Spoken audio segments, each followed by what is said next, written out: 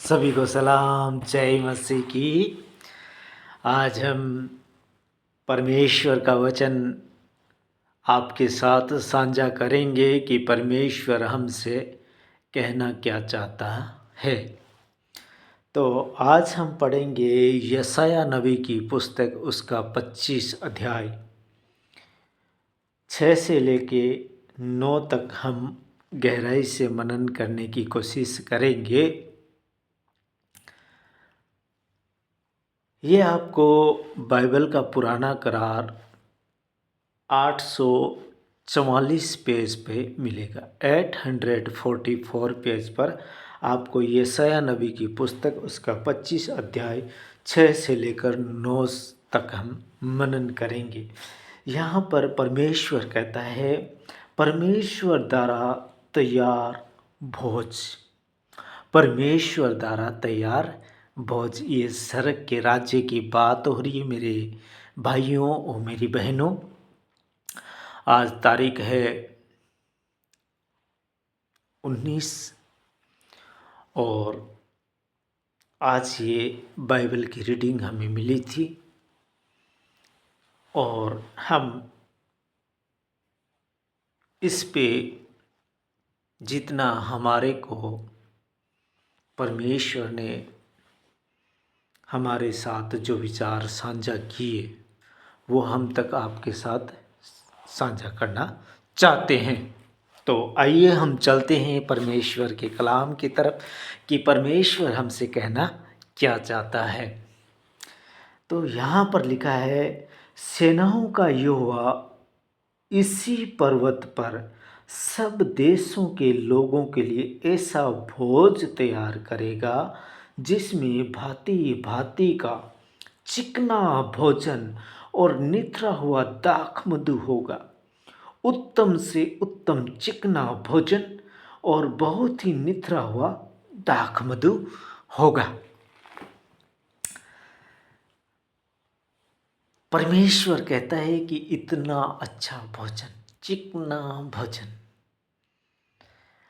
और निथरा हुआ दाख मधु, इतना प्योर पानी, इतना प्योरीफाई पानी होगा जो दूध के समान होगा। बिलीव कीजिए, ऐसा परमेश्वर कहता है कि जैसा आप लोग अपने मन के अंदर ठान लोगे कि मुझे ऐसा चाहिए, वैसा हो जाएगा, क्योंकि वो परमेश्वर है। वो परमेश्वर है। मुझसे एक भाई ने ऐसे विचार साझा किया कि मैं तो नहा धो नहीं सकता, सुबह कैसे चर्च आऊं। तो मैंने कहा, नहाने के लिए और धोने के लिए परमात्मा ने नहीं कहा है। परमात्मा कहता है कि तुम बर्तन को ऊपर से तो मांजते हो, लेकिन अंदर से कैसे मांजोगे? पहले तो अंदर से मांजो। हम बाहर से तो साफ सुथरे दिखते हैं, लेकिन अंदर में हमारे अंदर कुछ गलत भावनाएं, कुछ गलत विचार एनी टाइम रहते हैं। उन विचारों को हमें मारना है। और उन विचारों को मारोगे कैसे? इन वचनों की द्वारा आप मार सकते हो। आज बहन अनुग्रह ने कहा कि आप लोग चर्च के अंदर लड़ते हो, झगड़ते हो। क्यों लड़ते हो, क्यों झगड़ते हो? अपने को दीन बनाओ, अपने को जीरो बनाओ। जब प्रभु यीशु मसीह को सभी ने कहा कि राजा बनाएंगे, प्रभु यीशु मसीह को राजा बनाएंगे, तब वो वहाँ से भाग गया था। उसे राजा नहीं बनना था। और आज हमारे जो लोग हैं वो कुर्सी के लिए लड़ते रहते हैं। किसी की टांग खींच के इसको नीचे गिराए, हम ऊपर जाए, इसको नीचे गिराए, हम ऊपर जाए। इस संसार में, जिस संसार के अंदर कुछ सालों तक रहना है, उस संसार के ऊपर मन लगाए बैठे। तो हमारा परमेश्वर कहता है कि इस संसार के ऊपर मन लगाना नहीं है। हम इस संसार के लोग नहीं हैं। हम यहाँ पर एक टेस्ट देने आए हैं, एक एग्ज़ाम देने के लिए आए हैं। वो हमारी स्कूल है, हम रेगुलर इस स्कूल में एग्ज़ाम दे रहे हैं। जब हमारा इस एग्ज़ाम से हम पास हो जाएंगे, हम यहाँ पर एक मिनट भी नहीं रह सकते, एक सेकंड नहीं रख सकते, क्योंकि खुदावंद की जो सांसें हमारे को दी हुई है वो एक एक सांस गिनी हुई है, और उस गिनी हुई सांस हम गिनती करके लेते हैं। वो खुदा की तरफ से गिनती की हुई है। आज हम लोग कहते हैं कि अभी तो हमारे पास बहुत कुछ पड़ा है, बहुत टाइम पड़ा है, अभी तो हम 20 साल के हुए, अभी तो 20 साल के, अभी हमारी एज ही क्या हुई, अभी तो हमारे बच्चे होंगे, उसके बाद में हम दादा पोता बनेंगे, उसके बाद में करना क्या, परमेश्वर का नाम ही लेंगे। लेकिन इतना जल्दी क्या, अभी तो ऐश करेंगे ज़िंदगी में। नहीं, ये गलत थिंकिंग है आपकी। आप ऐसा कभी मत सोचिए कि हम अभी तो हमारा टाइम नहीं हुआ है। नहीं, आप परमात्मा को हर वक्त याद करते रहिए, क्योंकि जब आप परमात्मा को याद करेंगे, परमात्मा के वचनों को याद करेंगे, तब क्या होगा, आपके अंदर एक ज्योति आएगी और वो शरीर के अंदर आएगी। आप जो गलत नशे करते हैं, चाहे शराब के करते हैं, चाहे गुटखे के करते हैं, चाहे सिगरेट बीड़ी के करते हैं, चाहे तंबाकू के करते हैं, चाहे और अन्य नशा आप करते हैं, अगर दवाई के द्वारा मेडिकल से आप गोलियां लेके खाते हैं, चाहे निकोटिन की गोलियां खाते हैं जिसके अंदर में धूम्रपान तंबाकू होती है, तंबाकू की उसमें जो क्या करता है, उसका रस जो तंबाकू का निकाल के उससे निकोटिन गोलियां बनाई जाती है, और वो लोग सेवन करते हैं। अगर उसको नहीं खाते हैं तो उसको नींद नहीं आती है। अगर वो बीड़ा अगर मुंह के अंदर यहाँ पर नहीं लगाते तो उनको नींद नहीं आती है। तो ये जो सब नशे हैं ये आप छोड़िए मेरे प्यारे भाइयों और मेरी बहनों। जब तक आप ये नशे नहीं छोड़ोगे, आपके जीवन में परमेश्वर कभी नहीं आएंगे। और जब आप ऐसे ही नशे पतों के अंदर आप अगर खुदा के पास चले जाएंगे, तो खुदावंद आपको देख के और मन में ऐसा विचार करेगा कि भाई तू क्या करके आया है। तो जो गुटखा खाने वाले मेरे भाई है, वो इस ज़मीन को गंदा करके जा रहे हैं। जो परमेश्वर ने इतनी अच्छी सुंदर सृष्टि को बनाया, उसको गंदा करके वो जा रहे हैं।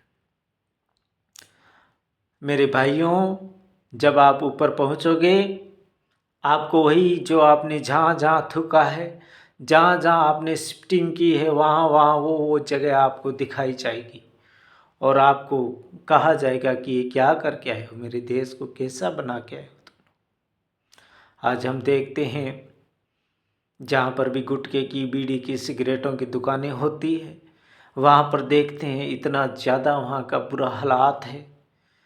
और वो क्या चीज़ के एटीएम है पता है, मुझे परमात्मा ने इसे बताया कि ये मौत का एटीएम है, मौत का। मेरे भाइयों मेरी बहनों, उस मौत के एटीएम तक ना जाओ। उस मौत के एटीएम से 100 किलोमीटर दूर निकलने की कोशिश करो, उसकी तरफ झांको भी मत। अब आप कहोगे कि नहीं जी, छूटता ही नहीं है। मैं जितनों से जिनको कहता हूँ कि भाई ये चीज़ों को मत खाया करो, तो कहता अच्छा अच्छा आपको स्माइल आ रही, चलो मैं चला जाता हूँ। अरे भाई, हम जाने के लिए नहीं कह रहे, हम कह रहे हैं कि इस चीज़ का सेवन मत कीजिए। ये बहुत गंदी चीज़ है, ये आपके शरीर के अंदर में नुकसान करती है। और आप जो एग्ज़ाम देने आए हैं, उस एग्ज़ाम से जो ये शैतानी चीज़ है, अब आप बार बार कह देते हो कि हमारे भगवान को शैतान कहा जाता है। नहीं, आपके भगवान को शैतान नहीं कहा जाता। जो चीज़ आप सेवन कर रहे हैं वो शैतान की दी हुई चीज़ है, वो आपका भगवान ने नहीं दिया। वो आप जिस माता को पूजते हैं, उस माता ने आपको ये चीज़ नहीं दिया कि इस चीज़ को खा।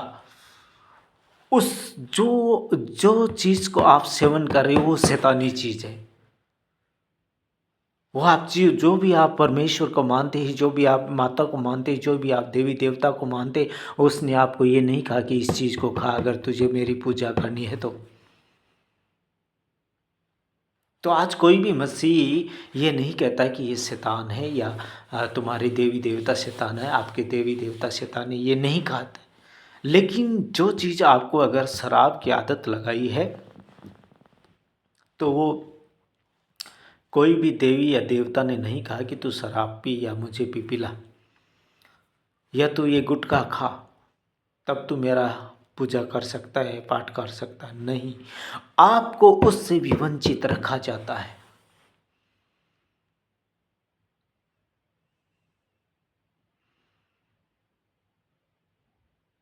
आपको उससे भी वंचित रखा जाता है। तो मेरे भाइयों और मेरी बहनों, मैं हाथ जोड़कर विनती करता हूँ, अगर आपके अंदर कोई भी नशा है, कोई भी नशे का आप सेवन करते हैं, तो उसको जल्दी से जल्दी छोड़िए।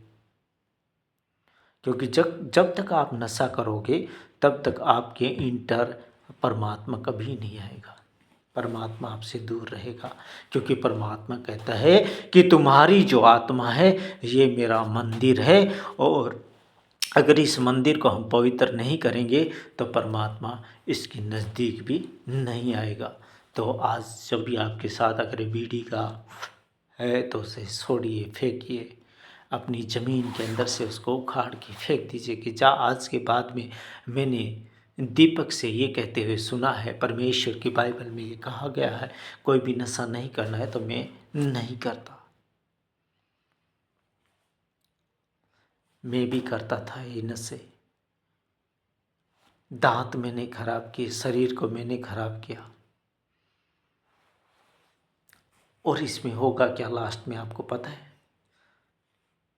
आप जब तक जवान हैं, 18 साल के हैं, 20 साल के हैं, 25 साल के हैं, तब तक आपको कोई ज़्यादा प्रभाव यहाँ पर नहीं पड़ेगा। लेकिन जब आप धीरे धीरे 30 की एज में जाएंगे, तब आपके दांत जवाब देने शुरू कर देंगे, अंदर शरीर जवाब देना शुरू कर देगा। आपकी 20 साल 25 साल में शादी हो जाएगी, आपके बच्चे हो जाएंगे। जब वो 17 से 18 साल का बच्चा होगा, आप ऐसे ही धूम्रपान करते रहेंगे, सिगरेटें पीते रहेंगे, बीड़ियाँ पीते रहेंगे, गुटखा खाते रहेंगे, बीड़ा लगाते रहेंगे। मुझे कहना नहीं चाहिए, फिर भी मैं कह रहा हूँ कि आपके दिमाग में थोड़ा सा आ जाए तो बहुत अच्छा होगा। जब आपका बेटा 18 साल का होके और एक टर्निंग में जा रहा है, और उस टर्निंग में उसको थोड़े बहुत पैसों की ज़रूरत है, और वो पैसा आपका सेव करा हुआ है, 1,00,000 रुपया 2,00,000 रुपये जितने भी आपके सेव किए हुए हैं, और उसको वहाँ पर उस खर्चे की ज़रूरत है, उस नौकरी के अंदर जाने के लिए उसको इतने पैसों की ज़रूरत है, और वो उस एग्ज़ाम को पास कर लेता है, और अब जो 1,00,000 आपके पास सेव है उसकी उसको ज़रूरत है, और इधर आप किसी बड़ी बीमारी का शिकार हो गए, किस चीज़ से? गुटखे से या बीड़ी से या सिगरेट से या शराब से। अब आप इधर खांस रहे हा हा करके, आपके हालात नाजुक है, आपका बेटा आपको छोड़ के जा नहीं सकता, उस नौकरी को वो ठोकर मार देता आपके लिए, और आपको इधर से उधर लेके घूमता है हॉस्पिटल में, कभी इस हॉस्पिटल में लेके जाता है बेचारा, कभी उस हॉस्पिटल में लेके जाता है बेचारा। उस बेटे का, उस बच्चे का आपने भविष्य खराब कर दिया। क्या फ़ायदा हुआ, आपने उसको इतना पढ़ाया लिखाया और उसको इतनी अच्छी जॉब हासिल हुई, और उसके बाद में आपका शरीर जवाब दे दिया, और सारी जितनी आपने पूंजी धन संपत्ति जमा की थी सारी आपके ऊपर लग गई, और आपका बच्चा ऐसे ही रह गया। तो मेरे भाइयों, मैं आपसे हाथ जोड़कर विनती करता हूँ कि ऐसा दिन आपको ना देखना पड़े। तो आज भी अगर आपके छोटे छोटे बच्चे हैं तो आप इन चीज़ों को छोड़ दीजिए, मेरे कहने पे छोड़ दीजिए। मेरे भाइयों, मेरे बुज़ुर्गों, मेरे अंकल, आप सब अगर इन चीज़ों का सेवन कर रहे हैं तो आज ही आप इन चीज़ों को उखाड़ के फेंक दीजिए। मेरी बात को मानिए, मेरी बात का यकीन कीजिए। आपको 1 हफ्ता इस चीज़ की दिल में आएगी, लेकिन इस चीज़ को आप याद मत करना। ये चीज़ धीरे-धीरे आपके जीवन से निकल जाएगी।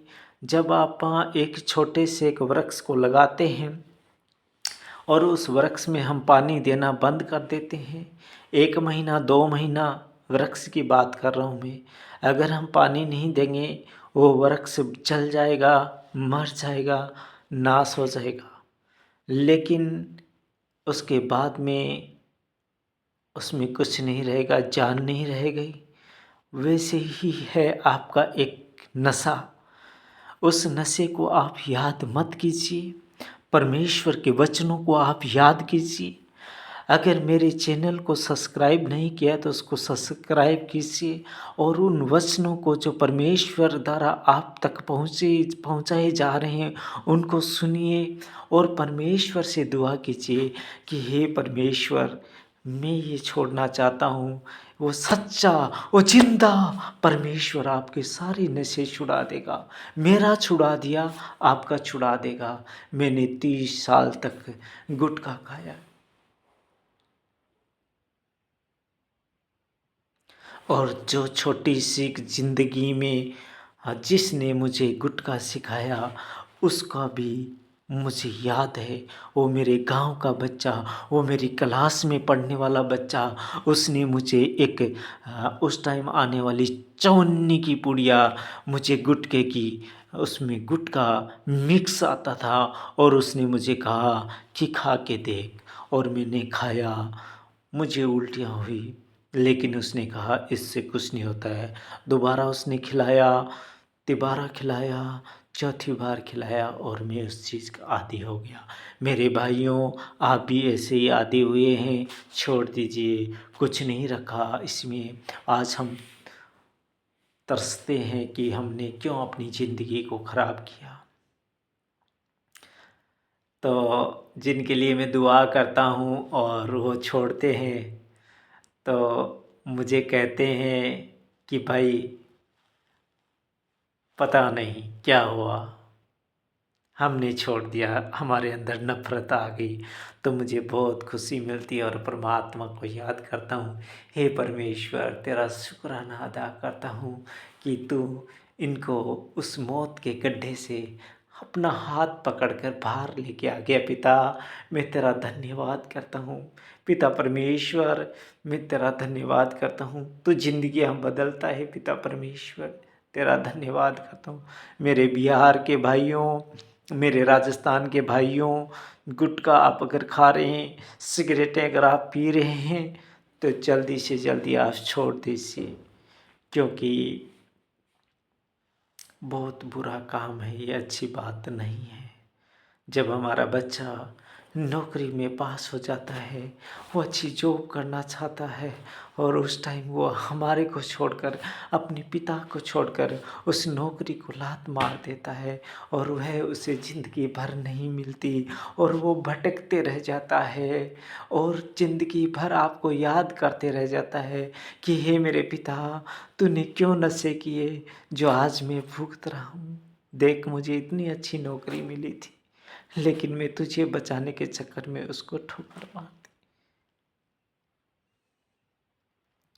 और वो तरसते रह जाता है। उसकी लाइफ खराब हो जाती है, उसकी लाइफ स्टाइल खराब हो जाती है। मेरे भाइयों, छोड़ दीजिए, छोड़ दीजिए, कुछ नहीं रखा। मैंने खाया, मैं कह रहा हूँ कुछ नहीं रखा। पवित्र बन जाइए, परमेश्वर के वचन सुन लीजिए। मत चाहिए किसी की बातों के अंदर कि आपको भटकाया जा रहा है, आपको नहीं सुनने हैं, ईसाइयों के वचन नहीं सुनने हैं, क्रिसमस के वचन नहीं सुनने हैं, चर्चिस में बोलने वाले कुछ नहीं सुनना है। सुनिए, सुनोगे तो आपका माइंड सीधा हो जाएगा। यहाँ पर परमेश्वर आ जाएंगे और आपके सब नशे छूट जाएंगे और आप आज़ाद हो जाएंगे। परमेश्वर कहता है कि अगर सत्य को पहचान लोगे तो सत्य तुम्हें आज़ाद कर देगा, आज़ाद कर देगा, आज़ाद कर के। हे मेरे भाइयों और मेरी बहनों, आज़ाद हो जाओ, आज़ाद हो जाओ। छोड़ दो पाप करना, छोड़ दो इस संसार के ऊपर मन लगाना, क्योंकि अगर रुपये के पीछे मन लगाओगे तो रुपया सब बीमारियों की जड़ है। रुपया सब बीमारियों की जड़ है, ये बाइबल कहती है। तो परमेश्वर के खजाने से ये जिंदा बख्श कलाम आप ले लीजिए। आप चर्च में जाइए, देखिए वहाँ पर कितनी शांति है। कोई आपसे छुपाएगा नहीं, कोई आपसे ये नहीं कहेगा कि हाथ धो के आ, कोई आपको ये नहीं कहेगा कि मुंह धो के आ, कोई आपको ये नहीं कहेगा कि स्नान करके आ फिर इस चीज़ को छू सकता है। नहीं मेरे भाइयों और मेरी बहनों, चर्च के अंदर में ये पवित्र बाइबल रखी पड़ी है, बहुत सारी बाइबल रखी पड़ी है। जिस मर्जी को उठाइए, पढ़िए, परमेश्वर से कहिए, हे परमेश्वर मैं तो नहीं जानता, तू मेरा मन बदल, तू सच्चा है। वो सच्चा परमेश्वर, वो जिंदा परमेश्वर आपसे मोहब्बत करता है, आपको बुलाना चाहता है, आपसे प्यार करता है।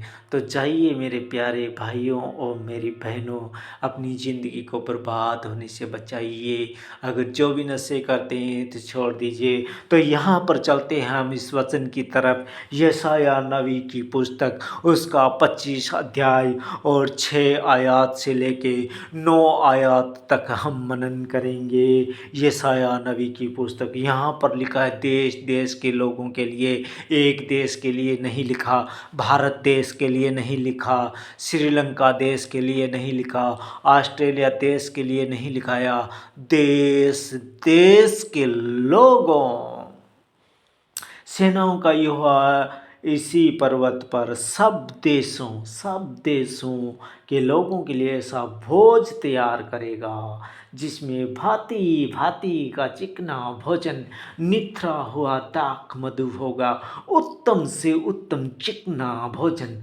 और बहुत ही निथरा हुआ दाख मधु होगा। दूध के समान पानी, दूध के समान पानी, निथरा हुआ पानी, बहुत मीठा लगेगा आपको। मैं जब चर्च में जाता हूँ तो खुदा के चरणों में गिरता हूँ, ऐसा बिलीव करता हूँ खुदा मुझे उठाता है, खुदा की कमर तक मैं आता हूँ, खुदा मेरे गालों पे हाथ फेरता है, खुदा कहता है कि जा, अपने दास को आज्ञा देता है। और उसको दास को, परमेश्वर अपने दास को ये कहता है कि जा, मेरा बेटा आया है और वो भूखा है, उसके लिए चांदी की कटोरी के अंदर दूध लेके आ। और उसका दास दूध लेके आता है और मैं वो मीठा मीठा दूध पीता हूँ। और फिर खुदावंद क्या करता है पता है, फिर खुदावंद काला एक मटका लेता है और जिस कटोरे से, चांदी के कटोरे में मैं दूध पीता हूँ, उसी कटोरे में फिर दूध को उड़ेल देता है। काला मटका, मिट्टी का बना हुआ मटका खुदावंद मेरे उस कटोरे के अंदर उठेल देता है और मैं सीप सीप करके मीठा मीठा दूध पीता हूँ। फिर खुदावंद मुझे उठा लेता है 2 साल के बेबी की तरह और मेरे को उठा के मेरे गालों से प्यार करता है, चुम्या लेता है खुदावंद। फिर मुझे वो कंधे पे बिठा लेता है, फिर मेरे दोनों हाथों को पकड़ लेता है खुदावंद। 2 इयर्स बेबी, 2 साल की बेबी को इतना प्यार करता है खुदावंद। मैं सब बिलीव करता हूँ। जब विश्व दरबारा सिंह अपनी रिवाइवल मीटिंग में आए थे तो उन्होंने कहा कि आप किस भाव से आते हो खुदा के घर में, खुदा के घर में किस भाव से आते हो, आपका आने का भाव क्या है, तो हमारे जाने का भाव क्या है। क्या हम ऐसे ही जाते रहेंगे, क्या हम ऐसे ही आते रहेंगे? नहीं, बिलीव करना है कि खुदावन मैं तेरा हूँ, तू मेरा है। खुदा के साथ कंबाइंड हो जाइए, खुदा के साथ अटूट रिश्ता बनाइए। ना खुदा हमको छोड़े, ना खुदा को हम छोड़ें, ऐसा एक रिश्ता क्रिएट कीजिए। नेगेटिव थॉट क्रिएट नहीं करने हैं कि खुदा यहाँ पर है या नहीं है। खुदा वहीं पर है। खुदा हमारा इंतज़ार करता है। खुदा ये नहीं देखता ये नहा के आया या नहीं नहा के आया। खुदा ये नहीं देखता ये मुँह धो के आया या नहीं धो के आया। खुदावंद हमसे प्यार करता है। तो उस भाई से जिसने मुझे कहा कि मैं तो नहाया धोया नहीं रहता हूँ, मैं कैसी चर्च में जाऊँ। तो उसको मैंने कहा कि आप अपने बच्चे को 2 से 3 साल का आपका बच्चा है, अगर वो बाहर आपके घर के बाहर में रो रहा है और पापा पापा कह के पुकार रहा है, क्या आप उसे कहेंगे जा पहले नहा के आ, फिर मैं तुझे गोद में लूँगा? आप कभी ऐसा नहीं कहेंगे। आप फटाफट भागेंगे, अपने संसारिक बेटे को आप गोद में लेंगे और उसको चुप कराने की कोशिश करेंगे। वो ही हमारा पिता परमेश्वर है। अगर हम उसके भवन में जाते हैं तो हमारे से वो अनकंडीशनली लव करता है, हमसे प्रेम करता है। हमसे वो नहीं चाहता कि तू नहा के आ, तू धो के आ। वो हमारी संसारिक बातें, हमारी बनाई हुई बातें हैं। हमें ऐसी बातों से दूर रहना है। हमें पिता से प्यार करना है। हमें पिता के घर में चाहे नहाए हो चाहे ना नहाए हो, हमें रोते बिलखते हुए खुदा के घर में जाना है, पिता के पास जाना है और इस बुक्स को पढ़ना है। इसमें पवित्र वचन लिखे हुए हैं। जब आप पवित्र वचनों को पढ़ोगे, पिता की एंट्री आपके अंदर आएगी। आप पिता को ग्रहण करके तो देखो। आप पिता हे अब्बा हे रब्बी कहकर पुकार के तो देखो। खुदा की तरफ एक स्टेप चढ़ के तो देखो, एक सीढ़ी के ऊपर चढ़ के तो देखो। खुदावंद आपके लिए 1000 सीढ़ी नीचे उतरेगा। और जैसे आप अपने 2 साल के बच्चे को आप अगर गोद में उठा लेते हो, वैसे ही मेरा परमेश्वर आकाश से आपके लिए आके और आपको गोद में उठा लेगा। आप ऐसा बिलीव कीजिए कि हे पिता परमेश्वर तू मेरा है। क्या आप संसारिक बाप होके अपने बेटे से इतना प्यार करते हो? क्या जिसने हमें आदि से चुन के रखा हुआ है, जिसने हमसे गर्भ में आने से पहले से जानता है, क्या वो हमसे प्यार नहीं करता? आप क्या बात करते हैं? आप क्यों ऐसा सोचते हैं कि हम नहाए नहीं, हम धोए नहीं? हमारा पिता परमेश्वर बहुत प्यार करता है अपने बच्चों से। आप उसके घर में जाइए, आप उसके घर में जाके तो देखिए, खुदा के घर में बहुत प्यार मिलेगा आपको। तो हम चलते हैं यशायाह नबी की पुस्तक, उसका 25 अध्याय और उसकी 6 आयत से लेके 9 आयत तक हम मनन करेंगे। खुदा के कलाम के ऊपर हमारे को ऐसी नेगेटिव थॉट क्रिएट नहीं करने हैं कि खुदा यहाँ है या नहीं है। खुदा मौजूद है, खुदा को पुकार के देखो। तो यहाँ पर लिखा है, सेनाओं का यहोवा इसी पर्वत पर सब देशों के लोगों के लिए ऐसा भोज तैयार करेगा जिसमें भांति भांति का चिकना भोजन, निथरा हुआ दाख मधु होगा, उत्तम से उत्तम चिकना भोजन और बहुत ही निथरा हुआ दाख मधु होगा। और जो पर्दा सब देशों के लोगों पर पड़ा है, जो घूंघट सब जातियों पर लटका हुआ है, उसे वह इसी पर्वत पर नष्ट करेगा। जो भी पर्दा हमारे अंदर में जो भी पर्दा पड़ा हुआ है कि आप इसे नहीं मान सकते, आप उसे नहीं मान सकते, जिस दिन वो एक आएगा सब देख के हैरान हो जाएंगे कि हमने क्या क्या सोचा था और क्या हो गया। तो मेरे भाइयों और मेरी बहनों, वो अटल वादा करता है, वो हमारे साथ प्यार करता है, वो हमसे बहुत प्यार करता है। एक ने बनाया है सबको, सबके जितने भी देवता आए हैं, सब ने कहा है निराकार परमेश्वर को मानो, निराकार परमेश्वर की दुहाई दो, निराकार परमेश्वर की सब ने भक्ति करके गए हुए हैं। आज हम मनुष्य जाति लड़ रहे हैं, ये बहुत गलत काम है।